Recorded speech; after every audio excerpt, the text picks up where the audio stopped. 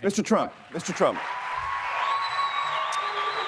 I was with you in Pendleton, South Carolina earlier this week at the Rodeo Arena. It was a bit chilly there. You promised the crowd, and they rose to their feet, that if Ford or a company like it were to move a factory to Mexico, you would try to stop it or threaten them with a 35% tax or tariff on every car sold. Or a tax. Yeah. Right.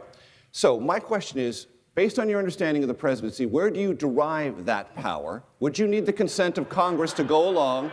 And do you see the presidency as a perch from which you can cajole and or threaten private industry to do something you think is better for the U.S. economy? I would build consensus with Congress, and Congress would agree with me. I'll give you an example, because I don't like the idea of using executive orders like our president. It is a disaster what he's doing.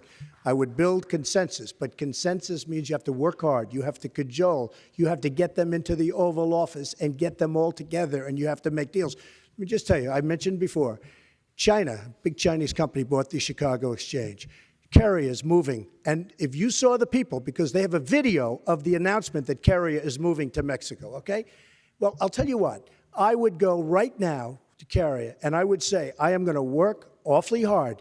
You're going to make air conditioners now in Mexico. You're going to get all of these 1,400 people that are being laid off. They're laid off. They were crying. It was a very sad situation.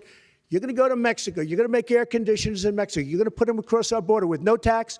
I'm going to tell them right now, I am going to get consensus from Congress, and we're going to tax you when those air conditioners come. So stay where you are or build in the United States, because we are killing ourselves with trade pacts that are no good for us and no good for our workers.